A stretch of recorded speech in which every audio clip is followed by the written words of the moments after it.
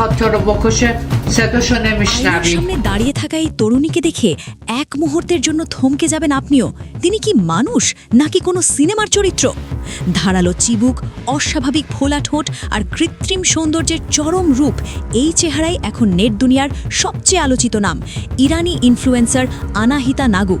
সম্প্রতি একটি পডকাস্টে হাজির হয়ে বিশ্ববাসীকে চমকে দিয়েছেন আনাহিতা।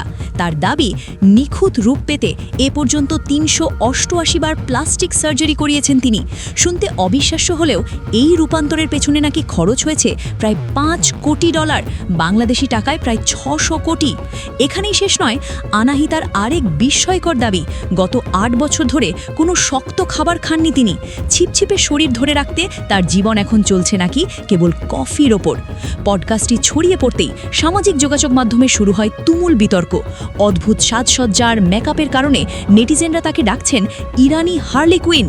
গিনেস ওয়ার্ল্ড রেকর্ডসে নাম লেখানোর ইচ্ছা প্রকাশ করলেও বিশেষজ্ঞরা তার দাবির সত্যতা নিয়ে সন্দেহ প্রকাশ করেছেন। অনেকে বলছেন সংখ্যাটা বাস্তবের চেয়ে গল্পই বেশি। সবচেয়ে কৌতূহলোদ্দীপক বিষয় হলো, আনাহিতায় নিজেকে পরিচয় দেন একজন মনস্তাত্ত্বিক পরামর্শদাতা হিসাবে এবং বারবার বলেন, মানুষের ভেতরের সৌন্দর্যই সবচেয়ে গুরুত্বপূর্ণ। সৌন্দর্যের এই অদ্ভুত যাত্রা কারো কাছে বিস্ময়, কারো কাছে উদ্বেগ, আবার কারো কাছে শুধুই ভাইরাল কন্টেন্ট। আপনার কি মনে হয়, এটা কি আত্মপ্রকাশের স্বাধীনতা নাকি সোশ্যাল মিডিয়ার অতিরিক্ত চাপ? কমেন্টে মতামত জানান।